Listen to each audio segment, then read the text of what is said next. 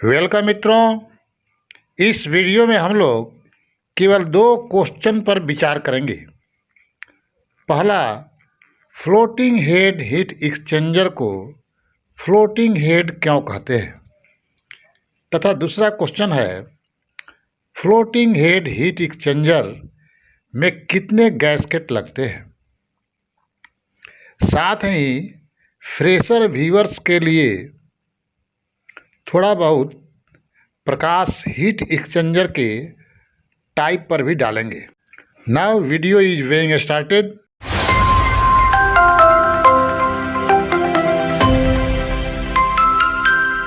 तो सबसे पहले देखते हैं कि हीट एक्सचेंजर क्या है। मित्रों, हीट एक्सचेंजर एक ऐसा उपक्रम है जो एक माध्यम के ऊष्मा ऊर्जा को लेकर किसी अन्य माध्यम को देता है, और सरल शब्दों में इसको कह सकते हैं कि हीट एक्सचेंजर किसी दो माध्यमों के बीच ऊष्मा का आदान प्रदान करने वाला एक उपक्रम है, इक्विपमेंट है। चलो इसको एक उदाहरण के द्वारा और अच्छा से समझ लेते हैं। मान लीजिए इस सेल के अंदर एक फ्लूइड है जिसका तापमान 20 डिग्री सी है, यानी 20 डिग्री सी। इस सेल से होकर एक ट्यूब जा रही है। इस ट्यूब के अंदर एक फ्लूइड भी जा रहा है जिसका तापमान 100 डिग्री है। मित्रों, स्वाभाविक रूप से हम जानते हैं ऊष्मा ज़्यादा तापमान से कम तापमान की तरफ जाती है, इसलिए ट्यूब से ऊष्मा निकलकर सेल वाले फ्लूइड की तरफ जाने लगेगी। क्योंकि सेल फ्लूइड का तापमान कम है, 20 डिग्री सी है, और ट्यूब फ्लूइड का तापमान ज़्यादा है, 100 डिग्री सी है। ध्यान देने वाली बात है मित्रों, इस ऊष्मा आदान प्रदान में सेल फ्लूइड और ट्यूब फ्लूइड आपस में मिक्स नहीं होते हैं, और ऊष्मा का आदान प्रदान ट्यूब्स के दीवारों के माध्यम से होता है। तो यही है मित्रों हीट एक्सचेंजर की समझ। अब हम लोग हीट एक्सचेंजर के टाइप्स को देखते हैं, जिसे इंटरव्यू में बहुत पूछा जाता है। हीट एक्सचेंजर मुख्य रूप से 4 प्रकार के होते हैं। पहला है shell and tube heat exchanger, दूसरा है प्लेट्स हीट एक्सचेंजर, तीसरा है डबल पाइप हीट एक्सचेंजर, और चौथा है मित्रों फिन फैन हीट एक्सचेंजर। मित्रों, ऊपर जो पहला है shell and tube heat exchanger, इसके भी अलग से 4 प्रकार होते हैं। इसका पहला है fixed tube seat heat exchanger, जिसको आई टाइप हीट एक्सचेंजर के नाम से भी जाना जाता है। यानी कि इसके जो दोनों ट्यूब्स होते हैं, ट्यूब सीट, यह फिक्स होते हैं सेल के साथ। दूसरा है यू बंडल हीट एक्सचेंजर, इसको यू टाइप हीट एक्सचेंजर के नाम से भी जाना जाता है। तीसरा है फ्लोटिंग हेड हीट एक्सचेंजर, यानी कि इसका एक ट्यूब सीट फ्लोटिंग करता रहता है, यानी कि सेल के साथ इसको बोल्टिंग नहीं किया रहता है। और चौथा है केटल टाइप हीट एक्सचेंजर, जिसको रीबॉयलर भी कहा जाता है। तो इस प्रकार मित्रों आप इंटरव्यू में क्लाइंट को हीट एक्सचेंजर के टाइप को आराम से और कम समय में बता सकते हैं। अब हम लोग फ्लोटिंग हेड हीट एक्सचेंजर के पार्ट्स के बारे में और उनके थोड़ा बहुत काम की बात कर लेते हैं। मित्रों, चित्र में जिस पर एरो चमक रहा है उसको डिस्ट्रीब्यूटर कहते हैं। इसके माध्यम से ट्यूब्स के अंदर फ्लूइड आता जाता है। इसमें 2 नोजल्स हैं, एक इनलेट है तथा दूसरा आउटलेट है। इन्हीं नोजल्स से ट्यूब साइड फ्लूइड आता जाता है। कभी कभी डिस्ट्रीब्यूटर के बदले चैनल हेड भी लगाया जाता है। इन दोनों का काम एक ही है। अंतर बस इतना है कि चैनल हेड में चैनल कवर होता है, जबकि डिस्ट्रीब्यूटर में कवर नहीं होता है।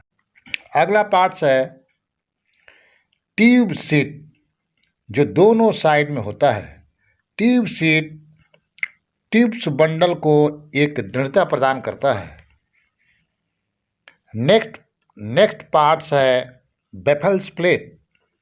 ध्यान से देखें, इस चित्र में बेफल प्लेट 6 दिखाए गए हैं, यानी कि 6 है बेफल प्लेट इस चित्र में। बेफल प्लेट्स ट्यूब बंडल को दृढ़ता प्रदान करने के साथ साथ ये सेल साइड के फ्लूइड्स के फ्लो को फैल कर जाने में भी मदद करता है। अगला पार्ट्स है split ring. Split ring floating head को फ्लोटिंग ट्यूब सीट के साथ बांध कर रखता है। नेक्स्ट पार्ट्स है स्पेसर। तो इसका क्या काम है भाई मित्रों? स्पेसर का कोई काम नहीं होता है, लेकिन जब हीट एक्सचेंजर का हाइड्रो टेस्ट किया जाता है तो स्पेसर को निकाल कर इसके जगह टेस्ट रिंग लगा दिया जाता है। Next parts floating head. यह फ्लोटिंग ट्यूब सीट के साथ लगा रहता है, जिससे होकर ट्यूब साइड फ्लूइड आता जाता रहता है। अगला पार्ट्स है मित्रों बैक कवर।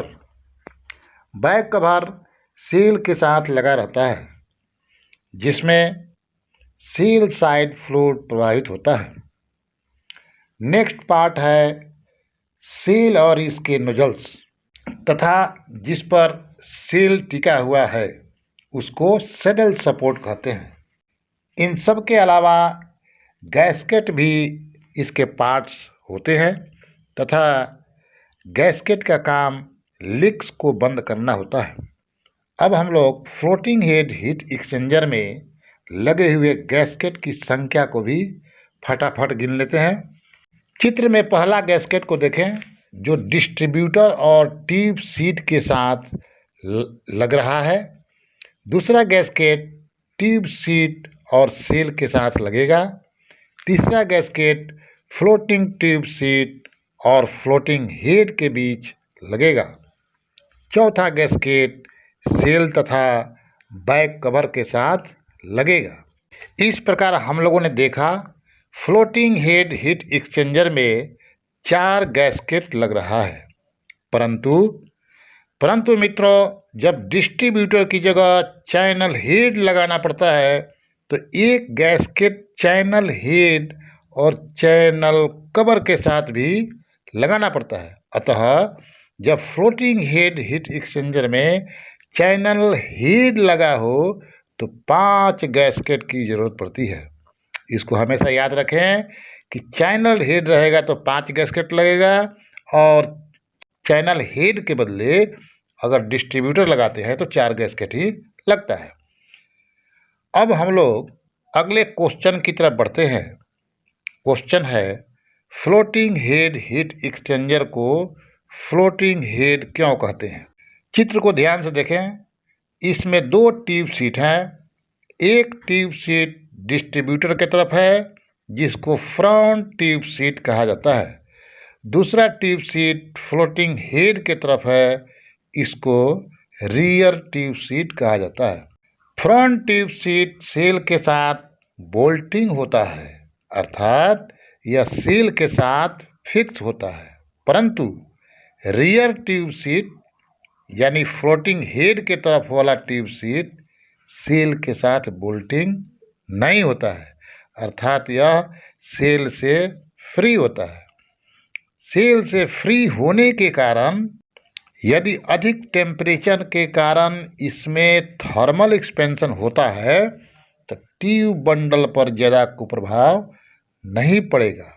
इस प्रकार हम कह सकते हैं कि इसका रियर ट्यूब सीट फ्लोटिंग के लिए स्वतंत्र होता है, इसलिए इस प्रकार के हीट एक्सचेंजर को फ्लोटिंग हेड हीट एक्सचेंजर कहा जाता है। बहुत बहुत धन्यवाद।